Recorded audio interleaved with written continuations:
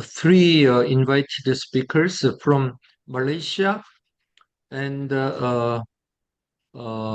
Australia and Singapore. So you are the first. Okay. Right. Uh, Okay. yes, So I will share the screen. yes. So your topic is rethinking multilingualism in Malaysia and South Korea, a socio-linguistic study. So, Right. Dr. Ding is a professor at the Faculty of Languages and Linguistics at the University of Malaya. Okay. Uh, all right. So you can start. Right. Thank you, Prof. Sean. Right. I need to go to wait. Right. So, good afternoon, ladies and gentlemen. I'm very honored to for this invitation by Prof. Sean, and my topic today is a sharing regarding my uh, perspectives on multilingualism in Malaysia and a little bit about South Korea, right? So, is it from the social linguistic perspective?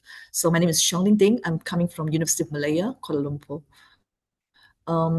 This is the agenda for today's short sharing. I have two purposes for this today's sharings. Number one, I will look at multilingualism and education in Malaysia from the perspectives of minority or the heritage language group within the broader context. And the second one, I would like to also offer a kind of outsider perspective on multilingualism in Seoul, South Korea. Right. So I will start with this. This is the map of Malaysia. The left is the West Malaysia, and the right is this East Malaysia. So the examples that I'm going to share today, one is from West Malaysia and the other one from East Malaysia. Right. So Malaysia, as we already have known, is a multi-ethnic and multilingual society, and we have this East and West Malaysia, and we have this major groups such as Malay, Chinese, Indian, Kantasan Duzun, and Iban. And beside that, because I'm looking from a minority perspective, so I'm going to introduce the Chinese ethnic group as well. So they, in Malaysia, we are actually called minority languages because we are underrepresented and endangered. So from the Sinitic language perspective, the main three Sinitic languages in Malaysia are the Min, the Yue, and the Hakka. So they are also the languages of the southern China. And from other perspective, we also have Mandarin in Malaysia, but Mandarin is actually the language from the North China. So it's quite different. So this is the map of the Sinitic languages. As we can see, Mandarin is the language of the North China, while the minority or heritage languages in Malaysia are mainly the languages from the South China, right? So this is important perspective because I'm going to talk about multilingualism and education in Malaysia from this perspective. Right. So we have this background. Of course, we know that the British introduced English to Malaya in the 18th century during the colonial period. And after the independence in 1957 and the form of Malaysia in 1963, Malay language has become the national language and also the medium of instruction in all national schools. Right. So English continues anyway to be important lingua franca and also language of education and language of business in Malaysia. So as I mentioned, I'm going to talk from the perspective of scientific groups. So the scientific groups, they scatter in different areas in Malaysia defined by economic activities, and Mandarin, the medium as the medium of instruction in all Chinese primary schools. And because of the rise of China and the mobilities of the new China migrant community in Malaysia, so the languages of power in Malaysia are Malay, English, and Mandarin, while the different Sinitic groups' heritage languages in Malaysia are considered the language of minority or the endangered language. Right, so this is the basic background of Malaysia. So I'm not going to talk much, but then I think, and as an outsider of the Seoul, I think the major perspective regarding Seoul of South Korea is a homogeneous national society.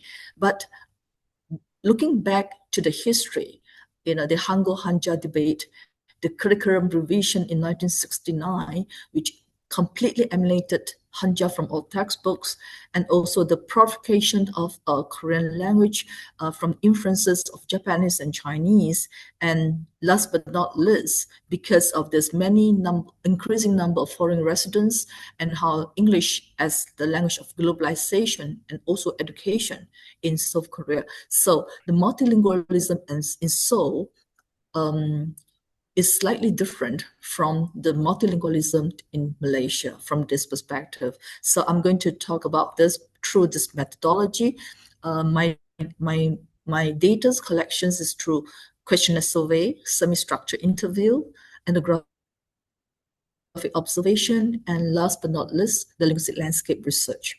Right. So I will start from Malaysia. So this is a very common short linguistic landscape in Malaysia. For example, we have the Chinese, the Malay, usually English as well. And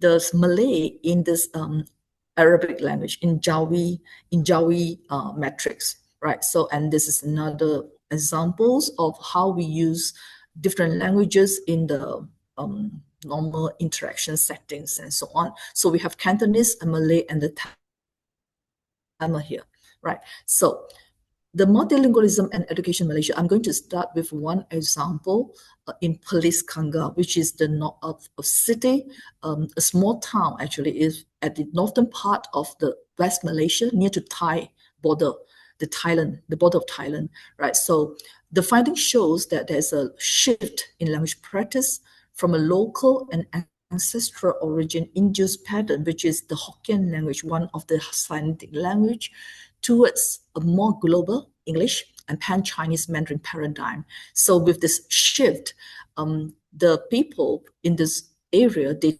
try to look for or to try for the multilingualism. So meaning they are trying to move from the original language, which is the Hokkien, towards English, Mandarin, and of course Malay. But however, in the process, we notice or observe this linguistic dislocation of the Hokkien-speaking community across all generations, from young to old. There is this conflict between the ideology and management to try for multilingualism and actual language practice, meaning there are struggles in achieving multilingualism. So in what the biblical terms we said, what I want to do, I cannot do because of this lack of competence. So the contrast between individual and the society linguistic aspiration for multilingualism and the actual communicative competence actually indicates an absence of major efforts to close this urban-rural city-town social divides across the very significant language education landscape at the national level. So because of time, I don't have enough time to elaborate on it, because maybe later in the question and Q&A time, maybe we can have more examples to talk about this case studies in Perlis Kangga.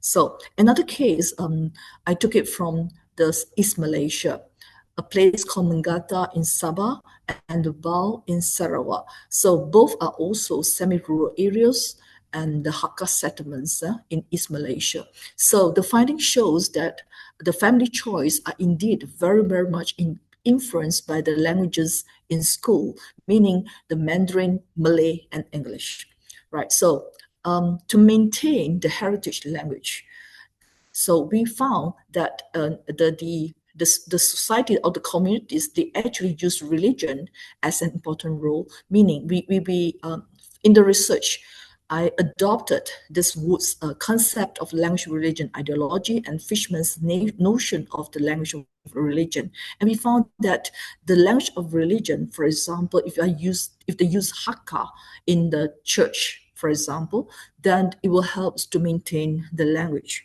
the heritage language. However, because of this multilingualism concept, the qualitative observation indicate that when they try to use bilingual, for example, the heritage language and Mandarin or English in the setting, in the church setting, as the notion, as the language just of religion. So it was very, very likely, indeed it happened, to result in an actual monolingual phenomenon, namely the use of Mandarin or English instead of the heritage language, meaning originally, if they already have the Hakka or the heritage languages together with this Mandarin and English and Malay as the language in school, but because of this the change of the language of religion, it results in the shifting of the language from the heritage language to the languages of power, as I mentioned earlier. So this is a kind of multilingualism that try to maintain the language, but because of this the notions of importance of bilingual and multilingualism, so that is resulting in actually the loss of the heritage language, right? So the findings, we can say that the Malaysian society have long been framed by race and broad racial categories. So when we say the heritage languages a conflict with or competition with Mandarin is actually based on this understanding that the acceptance of the Mandarin, it has to be at the expense of the minorities' own heritage languages so that we can be on par with other major ethnic groups such as Malay and Indians and etc. So the conflict between family ideology and actual language practice of management is a conflict between the language of family, which is the heritage languages, and versus the language of education, language of workplace, and language of society, which is the Mandarin, Malay, and English. So there is this choice of decision making in whether we want to have a choice of 4 languages, including heritage languages, or we decide to go for 3 languages. So in whichever case, especially in the second case, multilingualism continues, but at the expenses of heritage languages and ethnic identity, right? So with this, I move to multilingualism itself, right? As we have already noticed, we know that multilingual signs are everywhere in Seoul, in South Korea, the Korean plus the Hanja, the English, Chinese, Japanese, etc. However, when signs exhibit the Sino-Korean characteristics, this is very much observed, especially on the street signs, road signs, and so on, which is the Korean names within a Hanja matrix, or in other words, the Korean words built on the Chinese characters. This is understandable based on the history of Korea, right? So another observation, of course, is Korean and English are usually the main players in conveying useful information, while the use of Hanja or Chinese or Japanese is mainly supplementary or emblematic rather than referential. At some point, the romanization or transliteration of English is very important, and we have this Konglish as well, and the English in a Korean matrix, which is, I think, quite common. At times, the Korean signs, the only Korean signs only, for example, this was found in this Insadong, a famous tourism locale, and it reveals from an outside the perspective, this is not an offense, but actually it reveals a persistent, conscious or unconscious will of the Korean people or the government to maintain Korean language and identity, and it's kind of a subtle resistance in a way. So I find this very interesting because but there's a clear indication of attempts to reach different audiences and then to, but I found that in many cases, the multilingualism in Seoul is more of a case of fragmentary multilingualism. So as a global city, Seoul shows much enthusiasm towards this characterization of its urban linguistic landscape as a multilingual and multicultural country. However, the existence of the many examples of the Korean only signage, it actually, the very role of which should have been to provide both residents and foreigners with useful common information, actually missed the mark. And the mismatch between the call for multilingualism and the existing language practices reveals a kind of readiness, but also a kind of unwillingness or even reluctance to truly embrace multilingualism. Therefore, the linguistic landscape is so is actually trying not only to claim a territory to say that this is a Korean place or indexing, but also indexing a contrasting view, the one and the one that is the reluctance. So it's a contrasting view even from the government. So from a outside perspective, I see that this as a difficulty or a paradox in maintaining Korean identity and a Korean voice while trying to be open and inclusive. So my conclusion for Malaysia, from a minority perspective, the strive for multilingualism in Malaysia reflects the possible power struggles, social changes, and language shift underway. So my research is more of a social linguistic voice of the minority heritage group people. As from Seoul, from an outsider perspective, I see that multilingualism in Seoul can be indicative of pragmatic intention and empowerment. It may at times also demonstrate a potential global hegemony of English. And the struggles, or because under this phase of pressures from multilingualism, it can be very difficult and challenging to maintain the Korean identity and Korean voice. So with this, I just want to conclude that the strife or the pressures from multilingualism in Malaysia and Korean are similar in a way, but also very different in another way. So this is my 2 cents, and these are my references. And thank you, 감사합니다.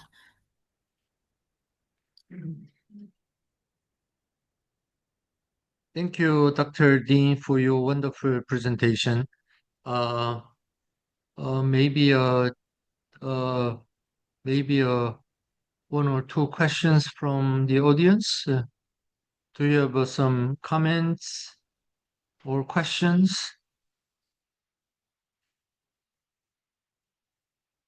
from both floors, online or offline?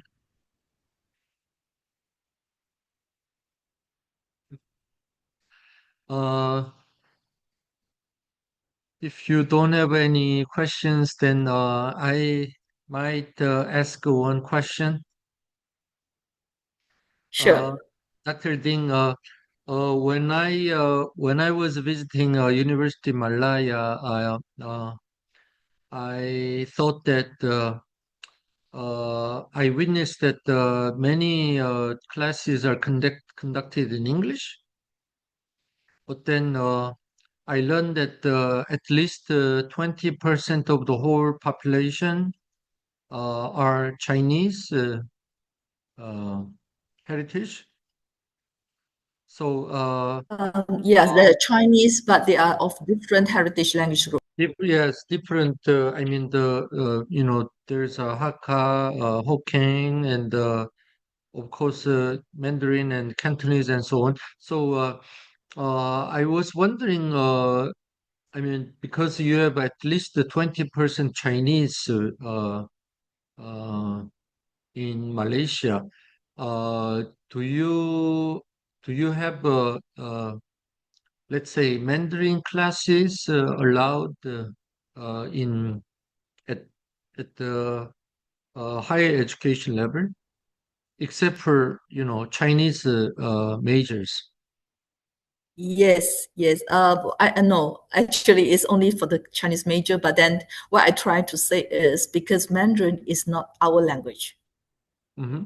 So Mandarin is a language of education, language of working workplace, but not the ethnic language of the Chinese in Malaysia. Uh-huh.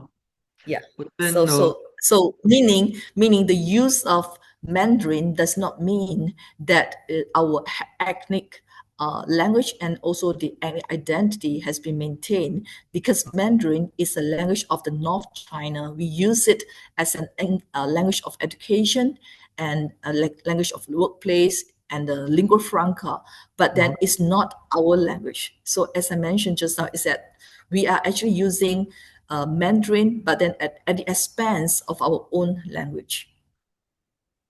uh-huh. So Okay. yeah, so So, the more prevalent the Mandarin is, the more will be endangered, the ethnic heritage language. yeah. So this is the case. Yeah. So Malay language is the official national language. Yes. So, Yes. at the higher education, you're saying that the only two languages, so Malay and English Uh, are used. um, Usually for private universities is English, and Mhm, Malay is mainly for the public schools and public universities. mhm, Yes. So, but the main thing is when it comes to multilingualism, mhm, I see it from a minority perspective, because for the majority, we have three languages, the main three languages in Malaysia, which is English, Malay, and Mandarin. mhm, However, from the minority perspective, all these three are not people's own language. mhm, So you need to have at least four languages to become like, you to say that, oh, okay, I need to be, in Malaysia, the multilingual should be like four languages, but it's mhm, not possible because four languages are too much for mhm. many. So Okay. at the expense of this heritage language, then only we go for this multilingual. So the multilingualism is at the expense of the heritage language.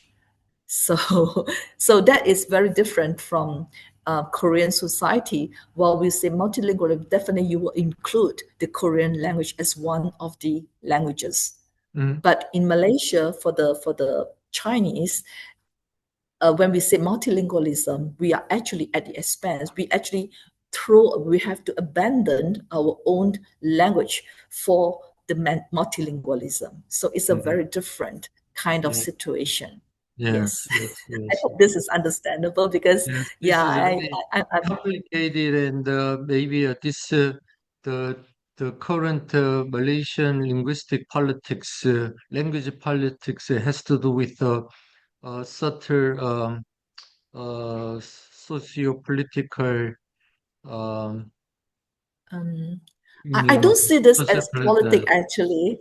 No, Uh, I don't see this as very much a politics issue, but maybe a survival issues, because it's very difficult to go for four languages. So instead of four languages, we go for three languages. So the competition is not uh, between English, Malay, and Mandarin, but Mandarin and heritage language. okay. So one day, Okay. last year, I remember that when I was taking a Grab, uh, the driver told me he speaks five languages. So Yes, yes, yes, yes. We have to, for he's educated. multilingualism, Yes. yeah, it's quite common for the older generation, but not that common for the younger generation. Okay, Yeah. but So along the way, the yeah. driver was very young. Oh, really? That's very Yes, good. That is very good. That is maybe very good. That is very mid, rare. yes, maybe mid 30s. Okay, Okay, and that is then very rare. Yeah. And then my comments on your Korean case would be that uh, I suggest that you visit local multicultural schools when you visit Korea again, because if you go there, uh, uh, you find many children with a migrant background, and then at some schools, uh, bilingual or multilingual education is enforced. And let's say if you go to Incheon, there would be many children, uh, uh, with a migrant background, especially from Russian-speaking countries. And at those schools, you will also find Korean-Russian bilingual teachers, and then they provide Russian Russian language education and also English. So uh, these you will witness these situations as well. So maybe next time if you come to Korea, you visit Incheon and Ansan, We're very looking especially forward to Ansan. that. Yeah. Yes, yes. Yeah. Okay. Okay. Thank you. Thank you so much uh, for your insights and your multi cultural perspectives and multilingual perspectives. Thank you so much. Thank you. Yeah. Bye bye. Thank you. Thank you. Okay. So next, we move on to 최영은 선생님 네, from Southern Sydney University. 네, 웨스턴 시드니 Western, 유니버시티. sorry, 네. sorry. Western Sydney University죠. 예, 예. 네, Western Sydney University의 Mark's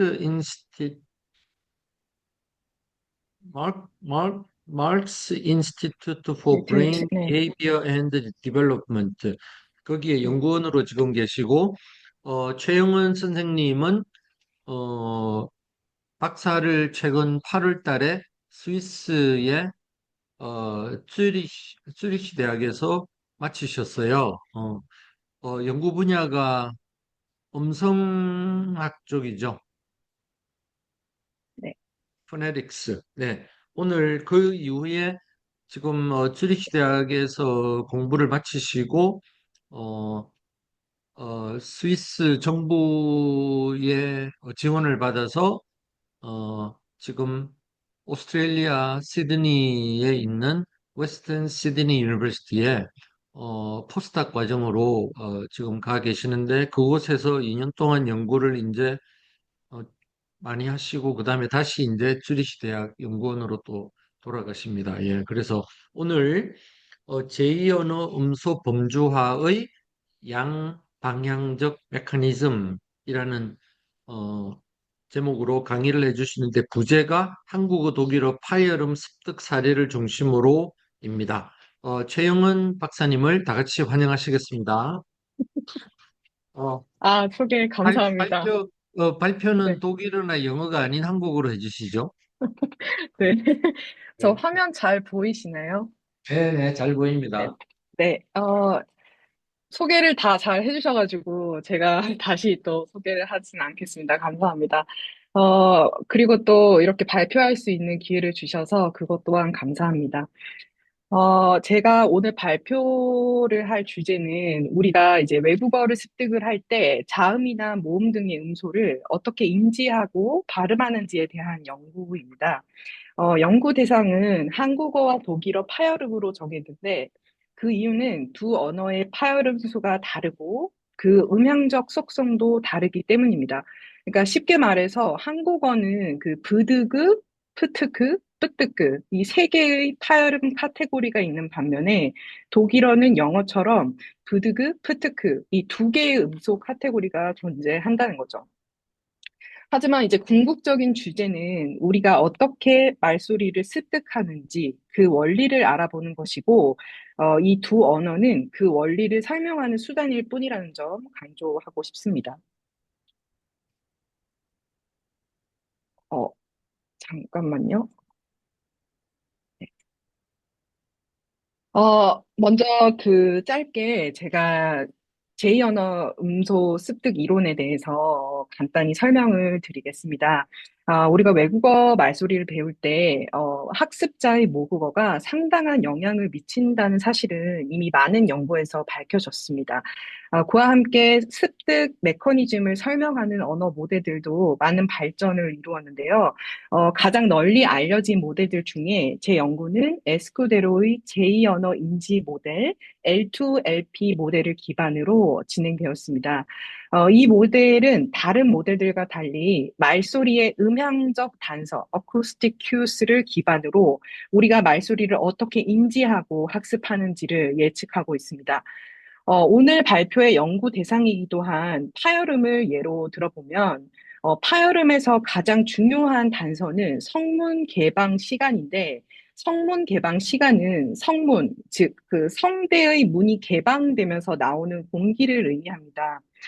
독일어 브드그 푸트크는 어두에서 모두 무성, 그러니까 바람이 나오는 소리인데, 성문 개방 시간이 0에서 40ms는 브드그로, 즉, 짧은 성문 개방 시간 카테고리로 분류하고, 50에서 60ms는 프트크, 즉, 긴 성문 개방 시간 카테고리로 분류가 된다는 게 이 이론의 핵심입니다.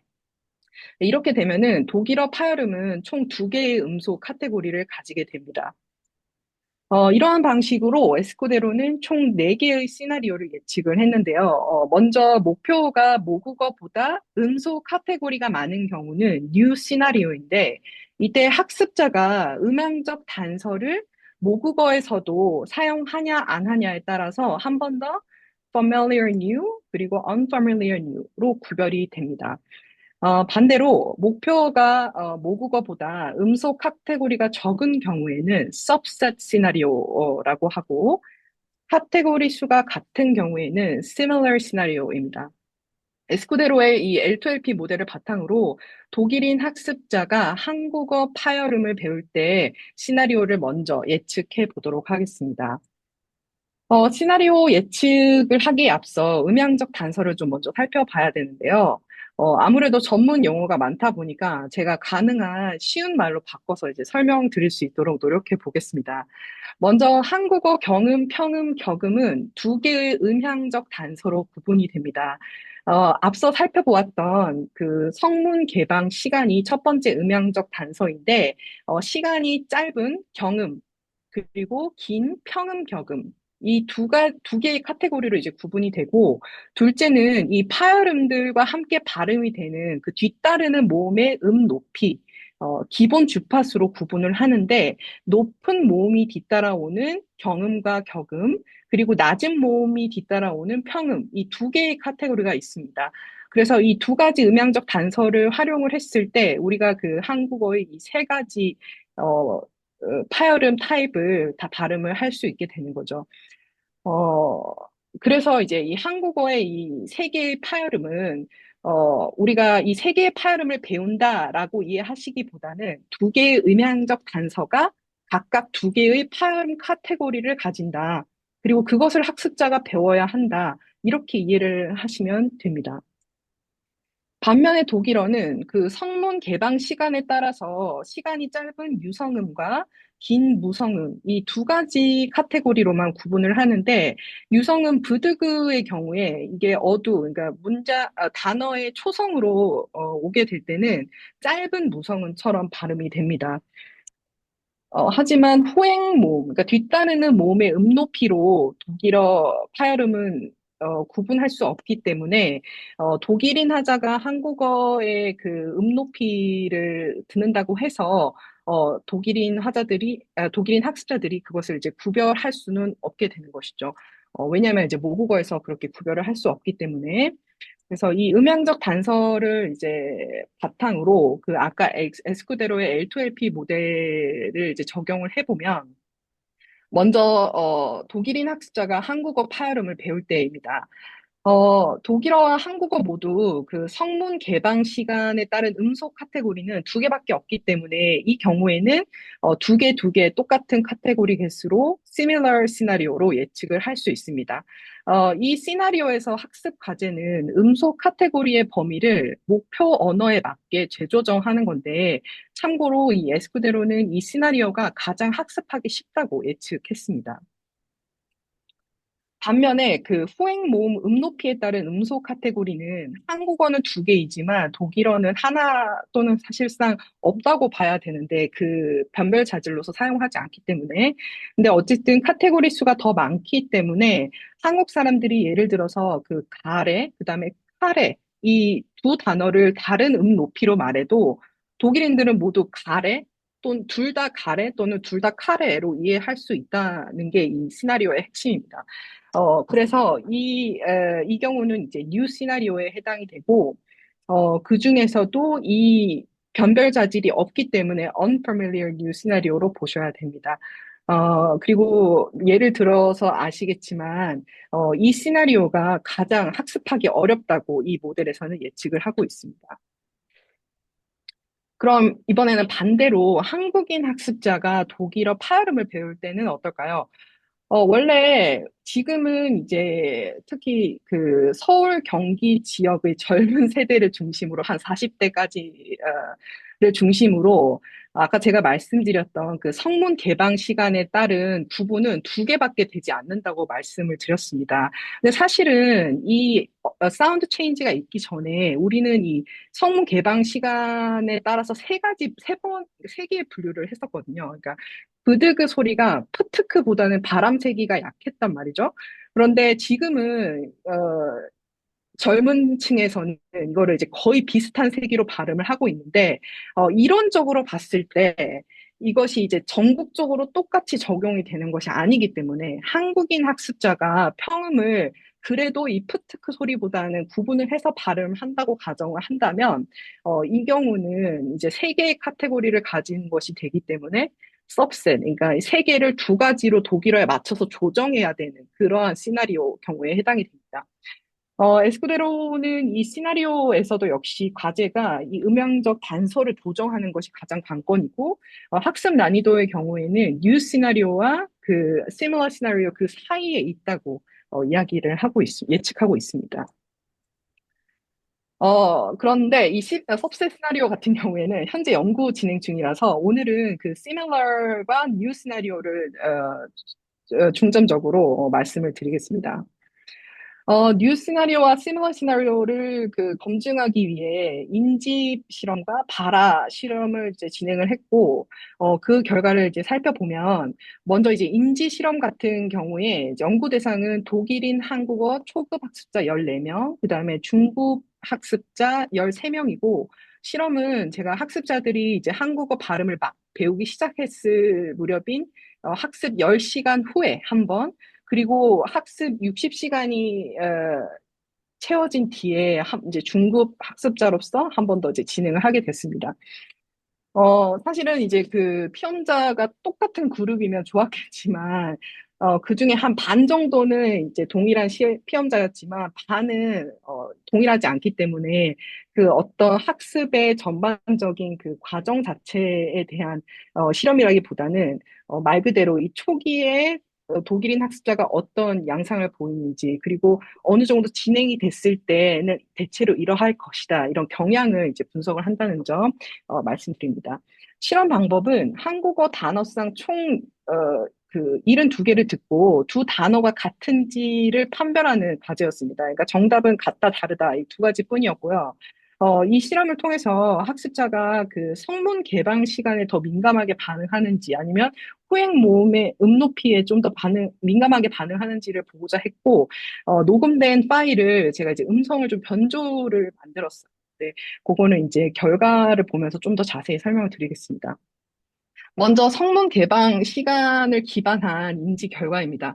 제가 이 프로젝트를 진행을 할 때 사실은 그 피험자 그룹이 독일인뿐만 아니라 오스트리아인, 스위스인까지 포함해서 그 독일어 방언에 따른 차이를 함께 연구를 했어서 이 결과에는 지금 이제 여러 가지 선이 있는데, 오늘은 그 부분에 대해서는 다루지 않고, 여기 보시면은 그 조금 진한 파란색 동그라미 선 보이시죠?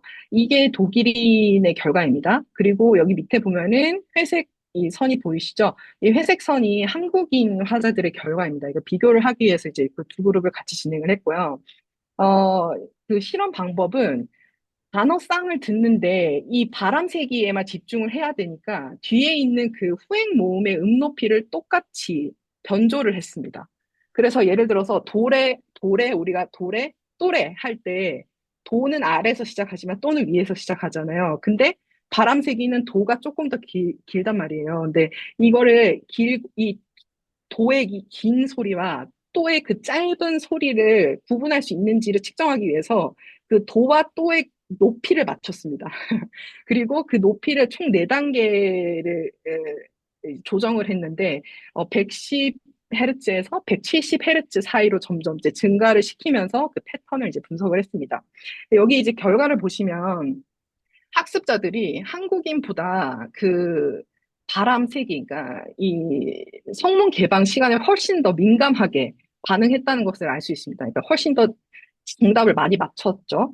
그리고 그 특이한 것은 이 높이가 뭐든지 간에 그 영향 없이 일정하게 좀 고루 분포, 그러니까 고루 그 정답을 잘 맞춘 그런 이제 패턴이 이제 보이는데 한국 사람들 같은 경우에는 너무 낮은 높이일 때는 오히려 정답률이 떨어지고 이제 적절하게 높아질 때는 그 이 바람세기의 구분을 아주 잘하는 그런 경향을 보이고 있습니다.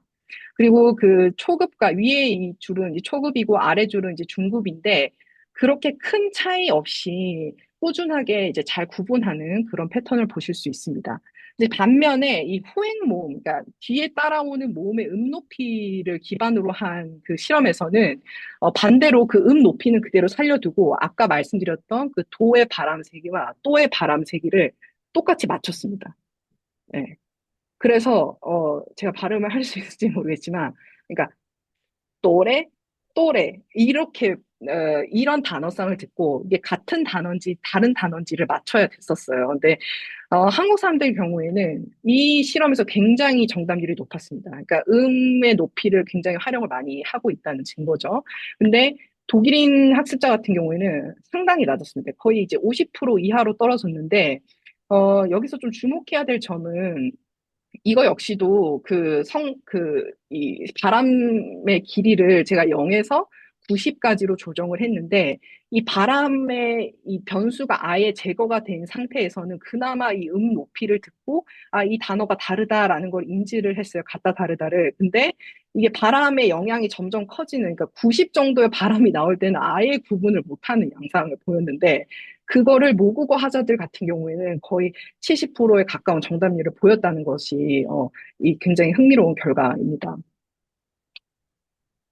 그리고 이번에 발화 실험인데 이제 발음을 어떻게 하는지를 또 실험을 했었고 또 동일한 그 피험자 그룹을 대상으로 총 그 72개의 단어를 발음을 진행을 했는데 이 단어 같은 경우에는 문장 안에서 이제 문장과 함께 발음이 되는 조금 이제 자연스러운 발화에 좀 가까운 그런 실험을 디자인을 했습니다. 그리고 그 목표에 성문 개방 시간과 그다음에 후행 모음의 그 높이만 분석을 했다는 점 말씀드립니다. 여기에서도 그 학습자들은 그 성문 개방 시간에 따른 그 이중 대립 구분을 아주 잘하는 양상을 보였는데요. 여기 보시면 그 경음과 평음에서 짧게, 이 오렌지색이 참고로 그 초급 결과이고, 이 보라색이 중급 결과입니다. 여기 보시면은 이 두 가지 카테고리는 굉장히 짧은 소리로 잘 발음을 하고 있는 반면, 격음은 이제 상당히 높은, 세게 바람을 내면서 이제 발음을 하고 있는데, 이중 대립을 구분했다는 점에서는 잘했다고 볼 수 있지만, 사실상 이거는 이제 잘못된 분류인 거죠. 그러니까 한국 사람들은 정작 그 끄뜨 그 경음만 짧게 발음을 하는 반면에 평음과 격음은 거의 비슷하게 세게 발음을 해야 되거든요. 근데 이것이 중급으로 가게 되면은 학습자들이 개선을 합니다. 예, 개선을 하고 이게 정확하게 일치하진 않지만 이제 상당히 이 평음을 좀 센 바람 소리로 발음을 하고 있고, 근데 또 일부는 조금 이제 또 짧은 소리로 여전히 발음을 하고 있다는 점. 근데 어쨌든 이제 굉장히 그 60시간 내에 발전을 많이 한 그런 패턴을 보이죠.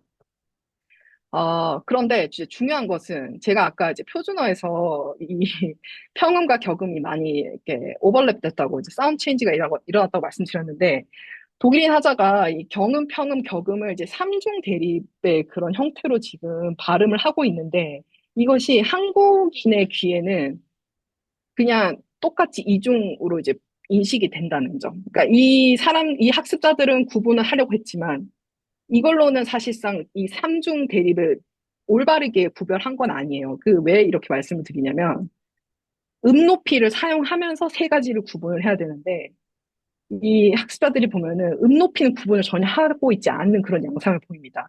여기 보시면은 이 빨간색이 경음이고, 이렇게 점선으로 된 것이 평음인데, 이 평음이 가장 아래에 위치한 거는 맞습니다. 근데 이제 이 경음이 격음과 거의 비슷한 양상을 띄어야 되거든요. 그리고 사실상 이것도 더 많이 벌어져야 돼요. 요 네다섯 칸 정도? 그런데 보시면은 거의 동일하게 나타나고, 이게 실제 그 소리로 들으면 구분이 안 됩니다. 거의 비슷하게 이제 들리는데, 그럼에도 불구하고 격음이 높게 나온 거는 그건 이제 조음의 결과인 거예요. 그러니까 바람 소리가 세게 날수록 높이가 살짝 이렇게 올라가서 나오는 거는 그냥 이제 이 음성학적 현상인데, 그 정도 수준에 그치는 차이만 보였을 뿐이지, 그거를 변별 자질로서는 사용하지 않았다. 그것이 이제 이 결과의 중요한 점입니다.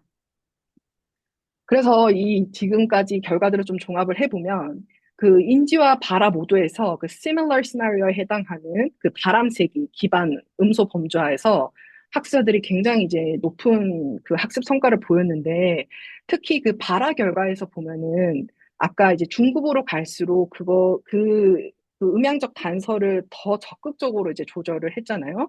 이제 이것이 초기 단계에서 이미 이 음향적 단서가 학습하기 쉬울 뿐만 아니라 이 학습이 진행되는 과정에서도 그러니까 오류를 개선할 수 있는 그 가능성이 굉장히 높다라는 거를 보여주고, 이거 역시 이 모델에서 이제 예측한 대로 결과가 나왔고, 뉴 시나리오 같은 경우에는 역시나 그 모델에서 이제 예측한 대로 굉장히 그 부진한 학습 성과를 보였습니다. 이거는 이제 학습 초반에서뿐만 아니라 이게 진행되는 그 발전 양상에도 거의 아까 다른 단서와 비교했을 때 차이가 정말 미미한 정도인데, 제가 이제 60시간까지의 결과를 분석을 했기 때문에 그것이 만약에 조금 더 진행이 되면 조금 더 다른 양상을 보일 거라고 생각을 해요. 그러니까 좀 긍정적으로. 근데 이제 그런데 그렇게 긍정적으로 바뀐다 해도 그것이 이제 similar 시나리오에서는 초반에 이렇게 높았다가 그게 유지가 될 건지, 그리고 뉴 시나리오 같은 경우에는 초반에는 그 곡선이 굉장히 완만하다가 나중에 굉장히 발전 양상으로 갈지, 그거는 이제 추후 연구에서 좀 밝혀져야 될 부분이라고 생각을 합니다. 그리고 여기서는 이제 सब셋 시나리오에 대해서는 이제 지금 현재 연구 진행 중이라서 따로 설명을 드리진 않았는데, 이거 역시도 과연 이 뉴 시나리오와 시밀러 시나리오 사이에 그런 패턴을 보일지, 그리고 아까 말씀드렸던 대로 한국인 피험자 같은 경우에는 그 피험자를 설정하는 게 굉장히 중요할 것 같아요. 그러니까 이 피험자가 어떤 그런 언어 발음 패턴을 보이고 있는지, 그리고 거기에 따라서 또 결과가 달라질 것 같습니다. 그런데 이제 제가 양방향성 메커니즘이라고 말씀을 드린 이유는 사실 이러한 모델이 나왔을 때 우리가 특정 시나리오, 그러니까 아까 같은 뉴 시나리오 같은 경우에는 학습이 어렵다라는 걸 증명하는 연구들이 굉장히 많습니다. 근데 이제 상대적으로 similar이나 subset은 그냥 쉬우니까 그게 연구 결과가 굉장히 드라마틱하게 나오진 않거든요. 그래서 많이 이렇게 연구가 좀 적은 편이고, 특히 subset은 정말 많이 없는 편인데, 어, 산발적으로 이제 다른 단어를 구분하는, 아니, 다른 언어를 구분하는 것보다, 제 프로젝트에서처럼 그 한국어와 독일어, 그러니까 특정 음소에 대해서 이 두 언어, 그러니까 동일한 언어 조건에서 이제 이걸 검증하는 거는 그 음향적 단서를 조금 더 정확하게 이제 통제를 할 수 있다는 장점이 있고, 그리고 그것으로 얻어진 결과가 이 모델이 얼마나 정확한지 그 신뢰성을, 그러니까 검증한 그 결과의 신뢰성을 더 높이는 데 기여할 것으로 예상됩니다. 네, 이상입니다. 감사합니다. 감사합니다. 슬라이드는 제가 어, 준비하지 네, 못했는데 네, 감사합니다. 최영원 박사님, 발표 감사합니다. 이게 지금 현재 진행형인 연구네요. 네네. 예, 이거 학위 논문하고도 좀 관련이 있나요? 네, 이게 지금까지 요거의 발표는 사실 이제 독일어 방언 연구에 조금 더 가까운 게 저의 학위 논문이고, 지금 네. 포닥 연구 프로젝트에서는 이 모델 자체에 대한 그 검증이 일단은 1차 목표고, 그리고 두 번째는 이 모델로 그 영어의 영향도 좀 살펴본 게 목적입니다. 왜냐면 독일 사람들한테는 한국어가 이제 제2 외국어이지만, 한국 사람들한테는 영어를 먼저 배우고 나서 독일어를 배운대. 독일 사람도 그건 마찬가지지만, 한국어는 영어랑 많이 다르지만, 독일어는 영어랑 굉장히 유사성이 있잖아요. 그래서 그 한국 사람들이 독일어를 배울 때, 어, 과연 그거를 한국어에서 바로 이렇게 전이시켜서 이제 그런 음성적인 실현을 하는지 아니면 거기에서 영어는 또 어떤 역할을 하는지 보는 게 또 이제 두 번째 목표이고 나아가서는 그 기존의 모델들이 거의 그러니까 우리가 어떻게 인지하는지 그거에 음, 패턴을 좀 그러니까 초점을 맞추고 있는데 저는 좀 발화에서도 분명히 어떤 경향성이 있을 거다, 규칙성이 있을 거다. 그게 저의 생각이기 때문에 거기에 대한 어떤 좀 이론적인 기반을 좀 만들어 보는 게 또 세 번째 궁극적인 목표입니다. 이게 상당히 상당히 이전에 저도 2000년대 초반에 인지 실험을 해서 인지 연구를 한 게 있는데, 그때는 이렇게 어떤 실제 우리가 경험, 물론 경험 실험을 했지만은 이제 어떤 발음을 더 정밀하게 이렇게 구분을 하면서, 분류를 하면서, 그 다음에 발어까지 넣어가지고 이렇게 더 정밀한, 실험을 통해서 연구를 진행한 것 같아요. 예, 예. 수고하셨고, 혹시 여러분들 질문 있으세요? 질문, 네, 정대웅 교수 질문 예, 부탁드립니다. 예, 예, 뭐 질문까지는 아니고 제가 어느 쪽 전문가도 아닌데 네, 재밌게 들었습니다. 감사합니다. 예, 그러니까 이제 뭐, 그 모국어가 뭐냐에 따라 제2 외국어 배우는 데 있어서의 허들은 개인적으로들 경험하는데 그게 개인의 문제가 아니고 어떤 그 구조적인 허들이 있다는 뭐 그런 식으로 이해를 했는데 이제 맞게 이해했나요? 음, 네, 맞습니다. 예, 그래서 그게 이제 어떤 측정을 통해서 이렇게 데이터로서 그런 거를 이제 보여주신 거잖아요. 네, 예, 저기 발표자께 질문은 아니고 저기 성상환 교수님 원장님이시니까 우리 박사님을 학습과학 쪽 하시는 분들하고 좀 연결을 시켜 주시면 거기서도 관심을 가지지 않을까 하는 예, 의견이 있어서 손을 한번 들어봤습니다. 네네, 좋습니다. 예, 감사합니다. 학습과학도 우리가 언어 외국어 학습 분야이기 때문에, 이렇게 쉽게 연결이 될 것이라고 생각합니다. 예, 저도 그렇게 생각이 들고, 그 다음에 정대웅 교수님 코멘트 감사드리고, 제안에도 감사드리고, 어, 제가 이전에 이 퍼셉션 테스트를 했을 때는 그 독일인 화자들이 한국어의 이 파열음을 습득하는 데 있어서는 가장 핵심이 이 유무성, 유무성 잣대로서 이 음을 녹음해가지고 분석하고 했던 거는 그 당시 아니기 때문에 제가 그게 굉장히 오래된 지난 논문이지만은 그때 핵심은 독일 사람들이 한국어 파이름을 습득할 때는 한국어 파이름이 삼중 체계인데 그중에서도 독일 사람들은 파이름에서 방금도 나왔지만은 P하고 B 소리 두 가지를 구분하는 것이 어, 어, 무성이냐 유성이냐 그것이 중요한 잣대였던 것이었던 것 네. 같고 그 다음에 그 특히 이제 그 이 유무성이라는 것이 한국어 파일음에는 그렇게 중요한 구분의 잣대가 되지 않기 때문에 독일 학생들이 한국어 자음을 배울 때 굉장히 구분하는 데 있어서 힘들어한다. 이런 이제 그 결과들에 대한 그 해상이 있어요. 그런데 그 삼중 자음 체계 가운데 삼중 발음 체계 가운데 특히 독일 사람들은 어, 피하고 그러니까 한국어의 비읍하고 피읍을 구분하는 게 굉장히 힘들어 했던 것 같아요.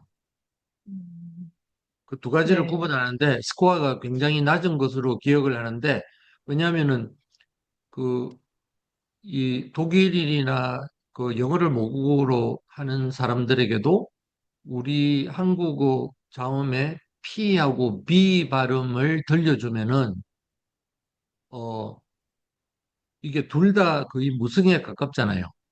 네. 그렇다 보니까 어 이제 부산이라는 표현도 무산 이렇게 유성음으로 발음을 하려고 하잖아요. 그렇죠? 그러니까 네. 그런 부분에 굉장히 힘들어했던 것 같아요. 그다음에 뿌 소리 같은 거는 전혀 존재를 하지 않기 때문에 음, 그렇죠? 그래서 그런 두 가지 카테고리 사이에 아까 앞그룹 푸브하고 그다음에 뿌 된소리를 구분하는데 굉장히 힘들어했던 그 힘들어했던 이런 기억이 있어요. 예. 그다음에 또 하나는 그 나는 이제 전혀 한국어를 할 줄 모르는 사람들의 훈련을 별로 시키지 않은 상태에서 그냥 perception만으로 이제 뭐 한 2주 간격을 두고 연구를 이제 진행을 했었는데, 보다 이제 정밀한 연구가 되었기 때문에, 예, 이 부분하고 연결해서 좀 코멘트, 예, 본인의 입장을 조금 다시 예, 좀 그렇지 설명해 않아도 그 주세요. 네. 선생님께서 하신 연구가 2005년에 그 게재하신 걸로 기억이 나는데 그 연구가 사실 독일어하고 한국어 사이 유일한 연구였어요. 제가 이제 시작하기 전까지. 그래서 제가 그걸 좀 이어서 또 이제 진행을 하게 되었고 그 한국어가 제가 모국어 하자여서 관심이 있다라기보다는 그 파열음에 관해서는 한국어 체계가 굉장히 특이합니다. 그리고 독일어하고 비교를 했을 때 선생님이 말씀하신 것처럼 그 사용하는 그 음향적인 패턴이 다르기 때문에, 그 학습에 어려움을 겪는 거는 당연한 결과이고요. 그리고 그 독일어 같은 경우에는 이제 저는 또 방언을 추가를 해서 했던 이유가, 독일어는 사실은 세계 국가에서 또 제일 언어로 사용을 하고 있잖아요. 근데 스위스 같은 경우에는 또 굉장히 다른 식으로 발음을 하고 또 오스트리아도 이 파열음에 관해서는 독일어에 조금 가깝긴 하지만은 거기도 또 사운드 체인지가 있어서 가까워진 거지 원래는 좀 되게 먼 소리였거든요. 근데 그것이 동일한 모국어를 가지고 있지만 약간은 다른 음향적인 패턴을 가지고 있고, 이 그룹이 전혀 다른 외국어를 습득을 할 때 어떻게 과연 그 모국어 영향을 실현시키냐, 그거가 이제 연구의 주제였고, 선생님이 말씀하신 것처럼 조금 더 디테일하게 지금 진행을 하고 있습니다. 네, 네, 잘 알겠습니다. 예, 최영은 박사님, 발표 감사드리고 아주 흥미진진하고 또 앞으로의 연구가 또 기대가 됩니다. 이제 8월 달에 막 박사를 마쳤다고 그러니까 앞으로 또 많은 기대를 하겠습니다. 그리고 또 조만간에 또 페이스 투 페이스 만날 수 있기를 기대합니다. 예, 고맙습니다. 12월에 예, 도보교육과에서 얼마나 오셨는지 모르겠지만 12월 달에 저희가 또 학회를 크게 하는데 거기에서도 또 독일어 연구에 대한 결과를 발표할 수 있을 것 같아서 혹시 또 시간이 되시면 와주시면 감사하겠습니다. 예, 고맙습니다. 네, 감사합니다. 예, 감사합니다. 우리가 말레이시아를 접속을 했고, 그 다음에 좀 더 남쪽으로 내려가서 오스트레일리아로, 오스트레일리아로 갔다가 다시 이제, 방향을, 어, 말레이시아 아래쪽에, 어, 싱가포르로 이제 이동을 하겠습니다. 우리 학회가 아주, 학술대회가 아주 재밌네요. 예. 그 다음 스피커는, 장진아 교수님이십니다.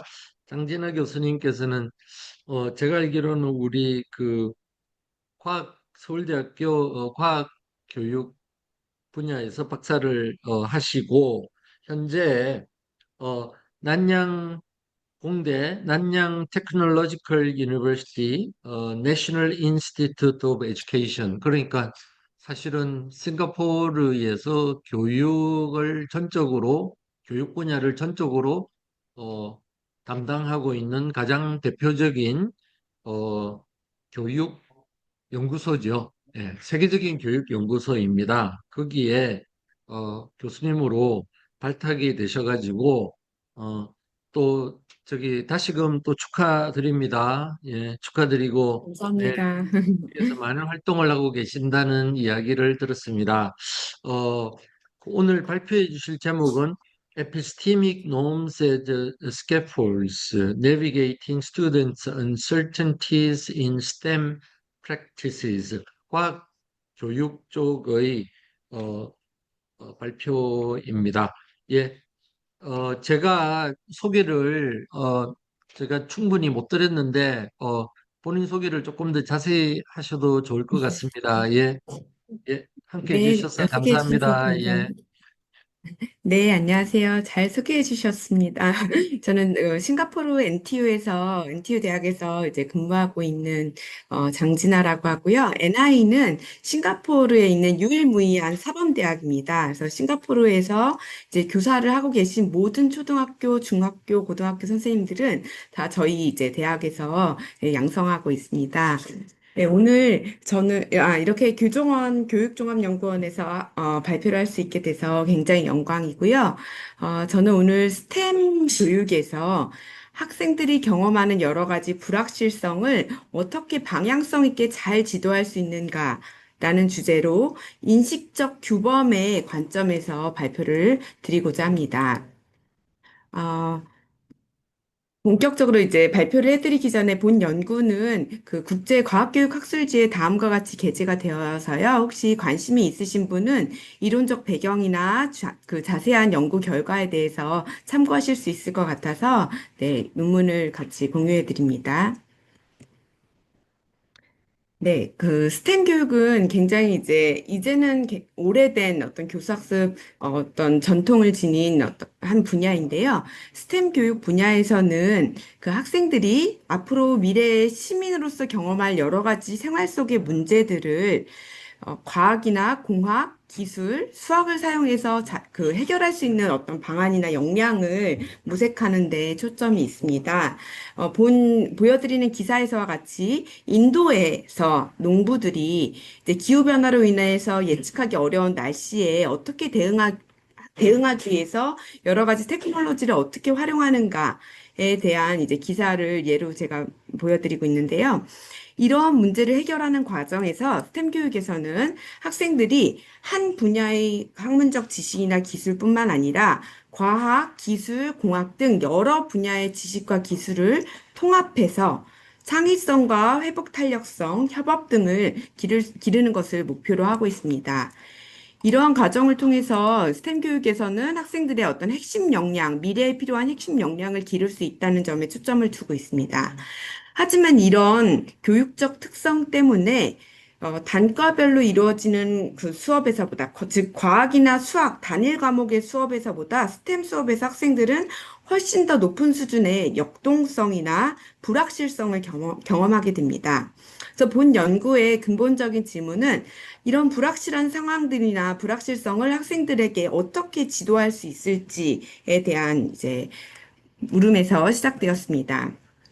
사실 지금까지 그 스템 수업을 잘 하기 위한 교수학습 모델은 굉장히 많이 개발되어 왔습니다.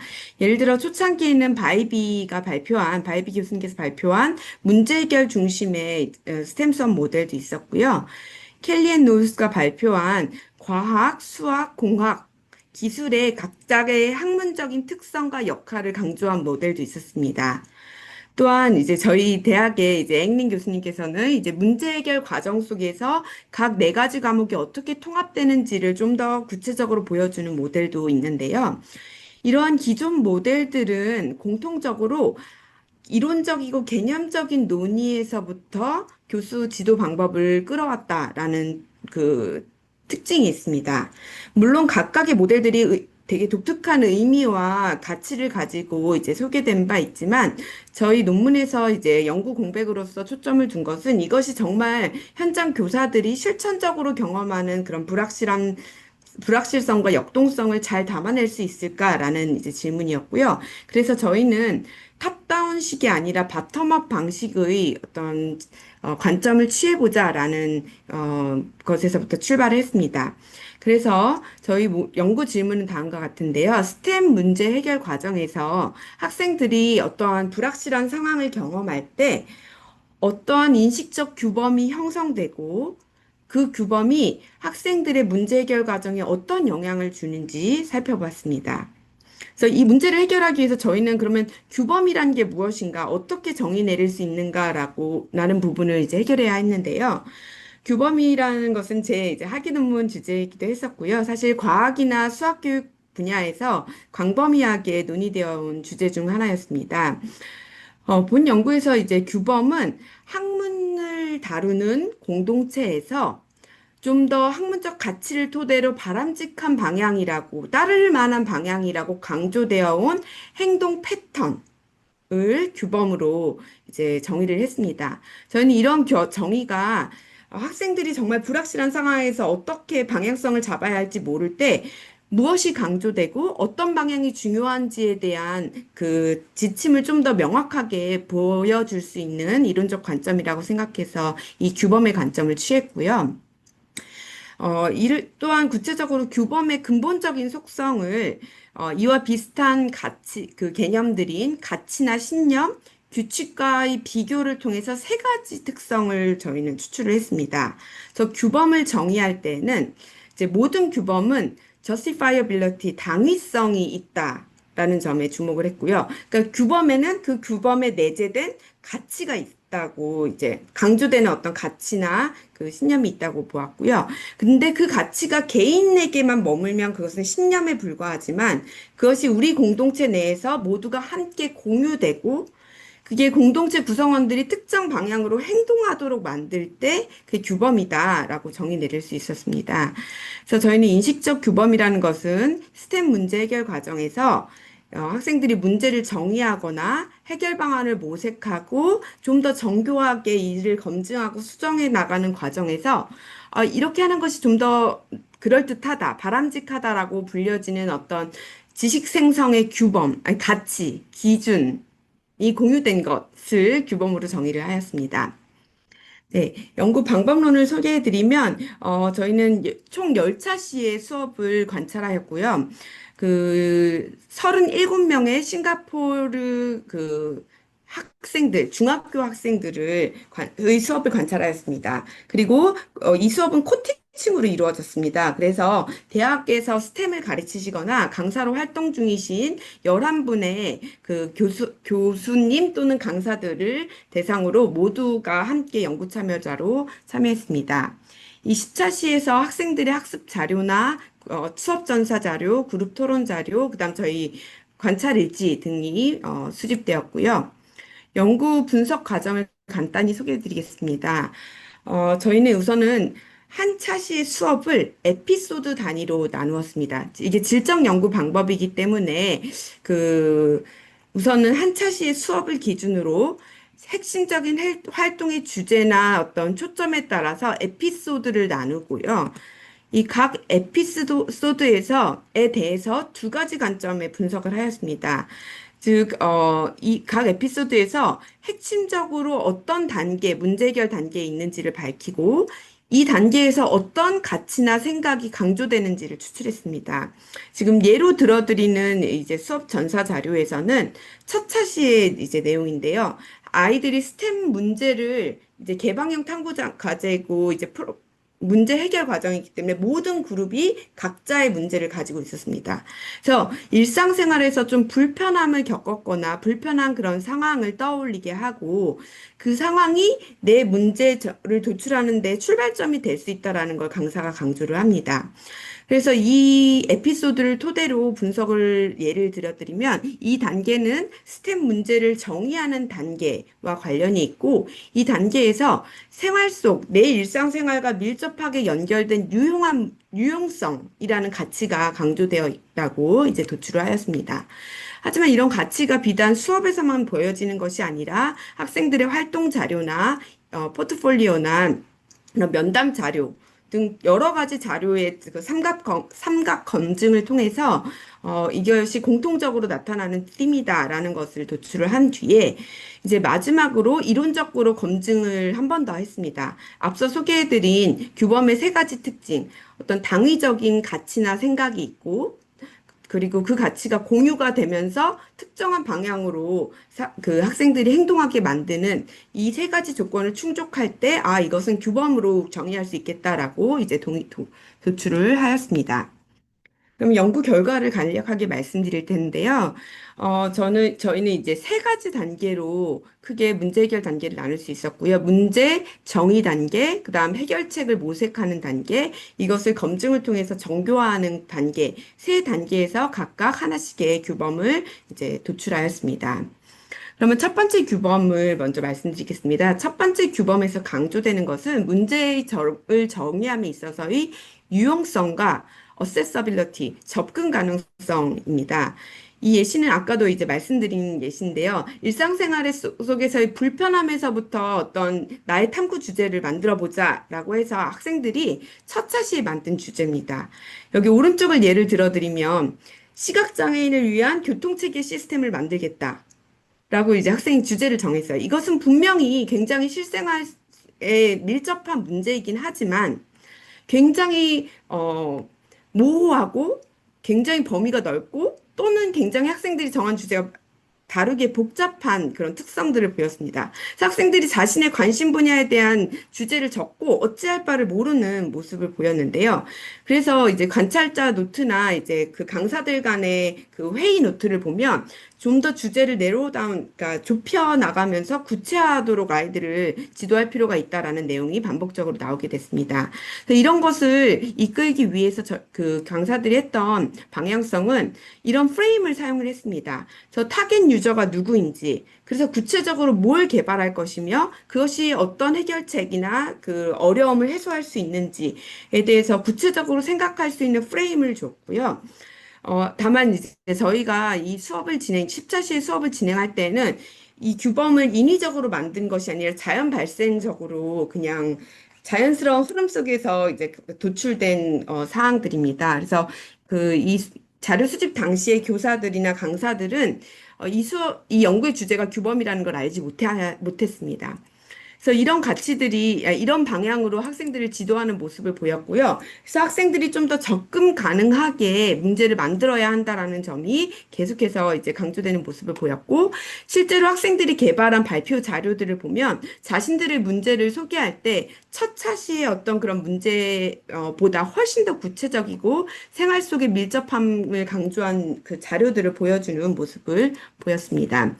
이 그룹 같은 경우는 그 도서관에서 학생들이 공부를 너무 열심히 하다가 피곤해서 쉴 수 있는 수면 캡슐을 만들고 싶다라고 했어요. 그래서 이를 정당화하기 위해서 이제 싱가포르 학생들이 얼마나 피로감이 높고 수면이 부족한지에 대한 자료와 함께 그 필요성을 강조하는 그런 자료들을 보였고요. 학생 인터뷰 자료에서도 좋은 스템 수업의 스템 탐구의 문제란 무엇인가라고 물어봤을 때 사람들에게 유용한 문제면서도 문제를 세울 때 자기 자신의 강점과 약점을 정확히 알고 내가 그 실현 가능하게, 접근 가능하게 만들어야 된다라는 점을 학생들도 이제 공유하고 인지하는 것으로 보아서, 아, 이 규범이 충분히 학생들에게도 이제 공유되고 있구나라고 이제 판단되어 규범으로 추출되었습니다.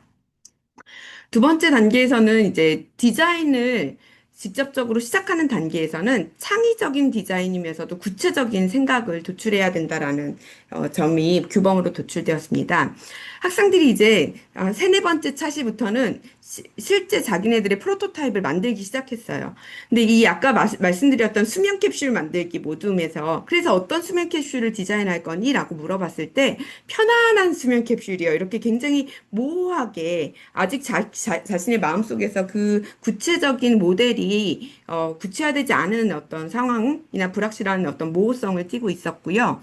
이런 부분에 대해서 강사들이 보였던 어떤 지도의 방향은 우선은 기존에 개발된 내 주제와 관련된 기존에 개발된 기술이나 장비들을 먼저 리서치를 하는 것을 강조를 했고 그 과정에서 내 주제나 내 맥락 문제 환경에 맞게 맥락화하는 과정을 이제 강조했습니다.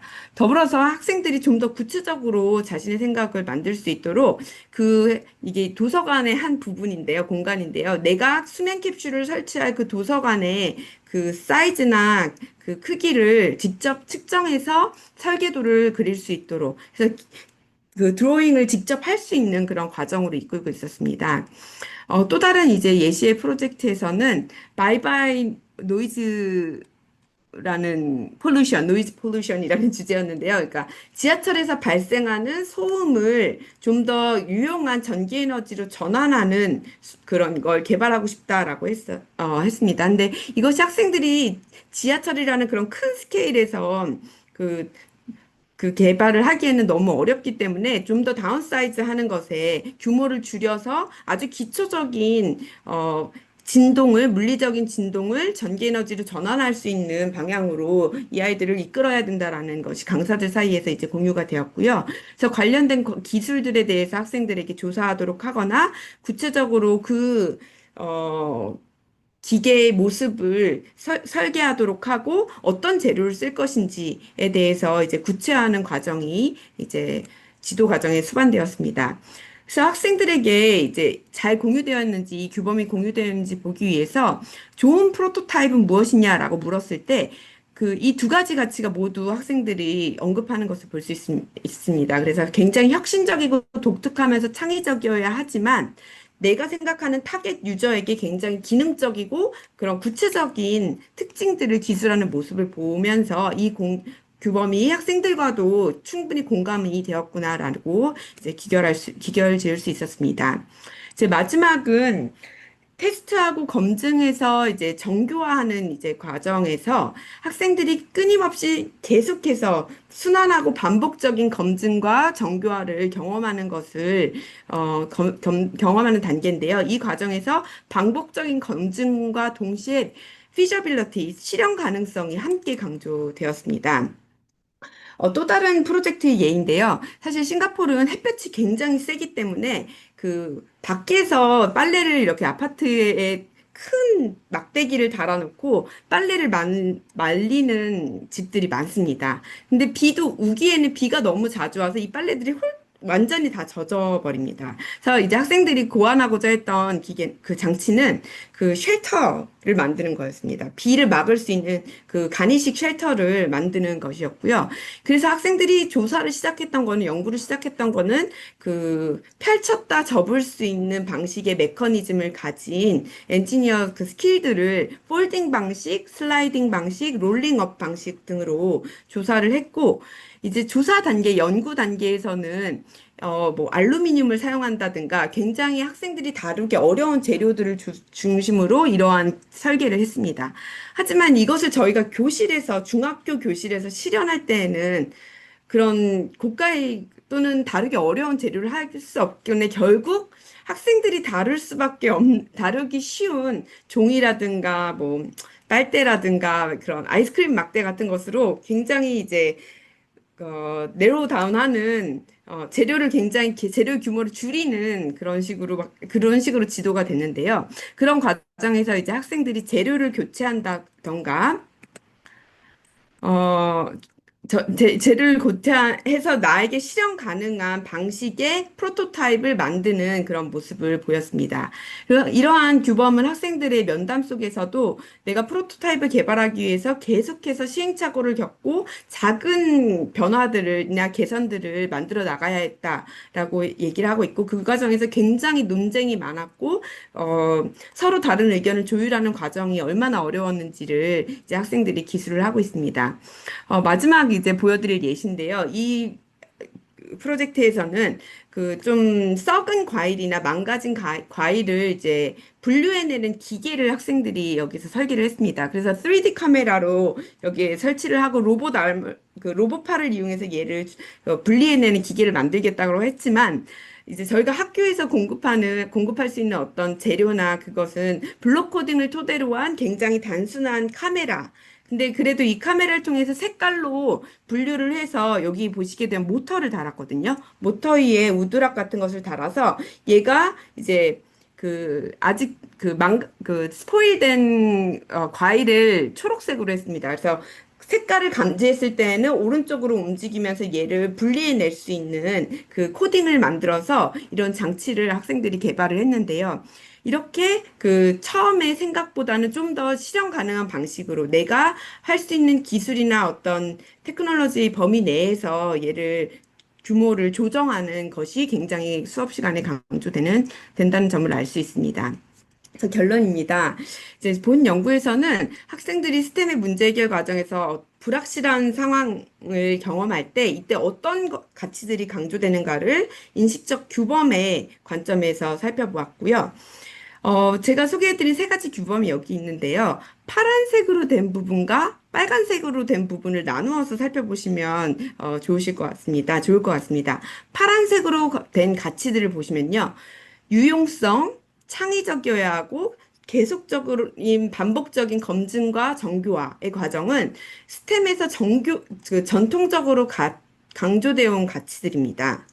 하지만 제가 이 수업을 통해서 바텀업 방식으로 강조되는 어떤 규범을 보았을 때는 또 다른 빨간색 가치들이 강조되고 있었는데 그것이 학생들에게 접근 가능한 문제여야 하고 굉장히 구체화되어야 하며 그것을 직접 디자인하는 과정에서는 실현 가능한 재료와 기술을 가지고 할 수 있는 그런 현실적인 스템 교육의 수업에서 나타난 현실적인 맥락들이 반영된 규범이라는 것을 알 수 있습니다. 그래서 이런 것들이 시사하는 바를 저는 비고츠키의 관점에서 재해석하였는데요. 비고츠키의 GPD 관점에서는 학생들이 할 수 있는 것과 그 이상의 것 사이의 GPD 범주가 강조되는데 저희 연구에서 이제 보고한 이 세 가지 규범이 이런 GPD의 영역을 조절할 수 있는 어떤 기준이자 가이드가 될 수 있을 것이라고 이제 해석을 했고요. 특히 이렇게 불확실성이 많고 개방형 과제에선 학생뿐만 아니라 교사도 굉장히 위험을 감수해야 하는 부담이 있습니다. 이런 스템 수업의 어려움을 생각했을 때 이 본 연구에서 이제 보고드린 세 가지 지도 방안이 교사들에게도 실현 가능하고 접근 가능한 방식의 스템 수업을 구현하는 데 도움이 될 것이다라고 이제 최종적으로 논의를 하였습니다. 네, 정말 귀한 시간 내어주셔서 정말 감사드리고요. 혹시 코멘트나 질문 있으시면 네, 정말 적극적으로 환영합니다. 감사합니다. 네, 장진아 교수님 감사합니다. This is an amazing presentation. 아닙니다. 너무 네, 영광입니다, 제가. 너무 좀 이런 학생들로부터 바텀업 어프로치를 통해서 정말 경험주의적, 그러니까 굉장히 경험주의적인 학습 기반 이런 접근을 하신 것 같아요. 굉장히 역시 그 난양 저기 NTU가 그냥 이야기로만 듣던 NTU 아닙니다. 이런 이제 과찬이십니다. 이런 저기 교수 방법을 채택하시는 게 너무 인상적입니다. 저희가 참 정말 네 정대훈 교수님 와 계시지만은 예, 우리 과학 교육하고 좀 우리 스템 교육하고 조금 뭐 비교를 해주신다면 어떠실까? 저기 그 장진아 교수님 강의 정말 저도 인상적으로 들었습니다. 그 감사합니다. 저는 이제 뭐 과학 교육을 또 뭐 이렇게 관련은 하고 있지만 또 본질은 좀 과학자고 또 문제를 하는 일이 늘 문제를 해결하는 그런 입장에 있는데 교수님 오늘 세 가지 페이즈로 그 문제 해결 과정에서 어떤 식의 사고를 하는지를 나눠 놓은 거를 보면서 좀 감동이 컸습니다. 감사합니다. 영광입니다. 예, 많은 경우에 약간은 좀 이렇게 현실적이지 않은 제안들도 많은데 이대로 하면 정말 학생들 스템 프로블럼 문제 해결 지도를 잘 할 수 있겠다, 재밌게 유의미하게 하겠다 하는 생각이 들었어요. 특히 뭐 내내 말씀하신 이 세 가지 페이스에 하나는 파란색, 하나는 빨간색 표시한 게 약간은 둘 다 고려해야 되는데 약간은 대립적 성격들이 있는 거잖아요. 그래서 네네, 맞습니다. 그런 약간 감동이 있었고요. 그래서 한국에서도 이렇게 좀 실행을 한번 해보시면 좋겠다 하는 생각이 있고 한 가지 이 창의성과 관련해서는 한번 질문을 한번 드려보고 싶은데 네. 우리가 창의적이어야 한다 하는 좀 강박에 저는 우리 특히 한국 사람들이 좀 빠져 있지 않나 하는 약간 그런 부분에 비판 의식이 있는데 두 번째 보면은 디자인 크리에이티브 앤 콘크리트이라고 할 때 그러면 크리에이티브하게 디자인하려고 노력을 해야 되는 거 그러니까 예를 들면 아주 창의적인 뭐 건축가들이 싱가포르에도 그 데이빗 데이빗 아니 데이빗 뭐 토마스 뭐 누가 지은 그 멋있는 건물 있잖아요. 그 버섯 모양 같은 건물. 그런 네네. 그 사람들이 지을 때 창의적이려고 노력을 했을까? 아니면 어떤 미션으로 건물을 지으려고 문제를 해결해 놓고 보니 세상에 없는 창의적인 물건이 나왔을까? 이런 관점의 개인적 고민과 질문이 있는데, 이 주제를 연구하시니까, 교수님은 어떤 생각을 가지고 계신가 한번 물어보고 싶습니다. 네. 너무 역시 근본적인 부분을 네, 잘 짚어주신 것 같고요. 감사드립니다. 실은 제가 이 논문을 심사받을 때 심사위원에게서 똑같은 질문을 받았습니다. 그러니까 비슷한 질문을 음. 받았습니다. 엔지니어링에서는 이제 요 부분 있잖아요. 기존에 있는 기술이나 장비를 조사하는 것이 정말 학생들의 창의성을 기르는 지도 방식이 맞느냐? 라고 이제 물으면서 심사위원이 엔지니어링 디자인에는 픽세이션이라는 개념이 있다고 합니다. 저도 처음 배웠는데요. 그러니까 이미 개발된 것들을 보게 되면 자기 생각이 거기에 고정되기 때문에 더 이상 그 이상의 것을 만들어내지 못하기 때문에 정말 이게 바람직한 방향이냐라는 이제 심사 의견이었는데요. 저는 그 창의성 이건 조금 다른 맥을 달리하는 거지만 창의성 연구에서도 빅 C와 리틀 C가 라는 개념이 많이 알려진 것 같습니다. 그래서 빅 C는 그런 거장급의 정말 큰 인물들이 만들어낸 그 기존의 패러다임을 넘어서는 이제 창의성이지만 리틀 C는 기존의 것에서 조금씩의 변화를 추구하는 그런 창의성인 것 같은데요. 실제 교사들이 경험하는 교육적 현장에서 그 스템 수업을 구체적이면서도 실현 가능하게 하는 것은 리틀 C와 픽세이션이 있음에도 불구하고 기존 것을 공부한 후에 약간의 변형을 이뤄내는 이 그 과정이 저는 좀 더 현실적인 방안이라고 생각을 합니다. 근데 이런 것들이 반복되고 누적되면서 그 누군가는 또 빅씨를 만들어낼 수 있는 씨앗을 심어주지 않을까 하는 생각을 하고 있습니다. 아, 감사합니다. 교수님 말씀을 들으니 저하고 생각이 많이 통하네요. 제가 서울대 잘 아시는 서울대 영재교육원 강의 하는데 첫 번째 강의를 늘 저한테 맡깁니다. 음, 근데 그 첫 번째 강의의 첫 번째 슬라이드의 주제가 소박한 창의성이라고 저는 표현을 했거든요. 네네. 딱 스몰 C를 얘기하시는데 딱 그냥 전기가 통하네요. 아, 네. 예. 아무튼 너무 좋은 말씀 감사합니다. 예. 저도 너무 감사드립니다. 예, 고맙습니다. 그 NTU 지금 저기 IOE의 소위 그 교육 이렇게 하시는 분위기가 좀 느껴지거든요. 그런데 그 여기 서울대학교에서 이제 그 오랜 동안 서울대학교에 이제서 공부를 하시면서 또 여기서 연구를 하시면서 여기에서의 연구 어떤 학습 교육 이런 전체 분위기하고 그곳에서 지금 지내시다가 보니까 가장 좀 이렇게 차이가 난다고 할까? 어, 어떤 도전적인 것들을 좀 말씀해 주신다면은 몇 가지 좀 말씀해 주실 수 있으실까요? 아, 저희 청중이 주요 대학원생 분들이신 네, 거지요? 대학생들도 있고 저희 뭐 여기에 그 포닥 지금 연구원들도 계시고 그러세요. 예. 아, 네.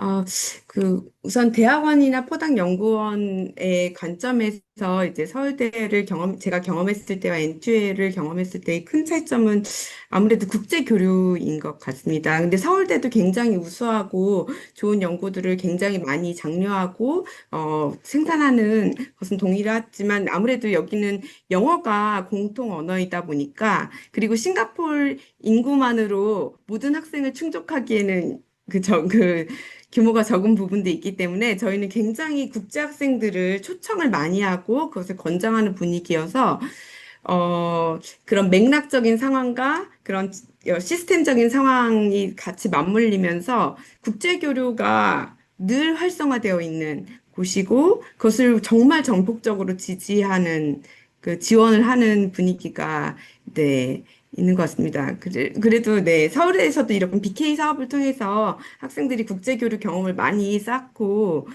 네, 하는 부분에서 저희와도 이제 교류할 수 있는 기회를 많이 주시면 네, 저희도 언제든 네, 기쁜 마음으로 교류를 하고 싶습니다. 네. 예, 감사합니다. 그 대만도 그렇고 홍콩에 가도 그렇고 느낌이 우리보다도 훨씬 더 경쟁적이고 너무 다들 열심히들 제한된 리소스를 가지고 정말로 열심히들 뭔가를 해보려고 이렇게 시도를 한다는 이런 느낌을 받았어요. 좀 싱가포르도 네. 그런가요? 어, 이게 관점에 따라 이제 다를 수 있을 것 같아요. 대학원생들의 포닥 연구원 분들도는 서울대가 뭔가 더 경쟁적이었던, 아무래도 학생 수가 훨씬 많거든요, 서울대가. 네. 근데 제가 서울대나 한국에서의 교수님들의 삶을 경험해보지 못했기 때문에 말씀드리기는 어렵지만, 그 교수 채용이나 임용적인 측면에서는 굉장히 경쟁적이고 힘듭니다. 네. 아, 거기 저희는 테뉴었다는 게 너무 힘들기 때문에, 네. 싱가포르가 그렇다는 거죠. 네네. 네, 또 그렇죠. 예. 쉽지는 않다고 들었던 것 같습니다. 예, 되게 좀 악명이 높은 것 같아요. 네. 근데, 악명. 네. 근데, 뭐, 네, 저는 그냥 연구자로서 살기에는 굉장히 천국과 같은 곳이다 하고 늘 생각을 하려고 하는데요. 그만큼 연구를 많이 생산해내고 좋은 학술지에 더 높이 할 수 예. 있도록 저를 독려해줘서, 아, 천국에 살고 있다라고 매일 생각하려고 노력하고 있습니다. 네. 예, 참, 여기서 공부를 마치시고 그곳에 교수님으로 가시고 정말로 정말, 훌륭하신 것 같습니다. 예, 예, 예, 아닙니다. 예, 예. 네. 그리고 허 박사님, 네네, 질문 하나가 플로어에서 있습니다. 저희 플로어에 있었는데, 네, 네. 선생님. 네, 들리시나요?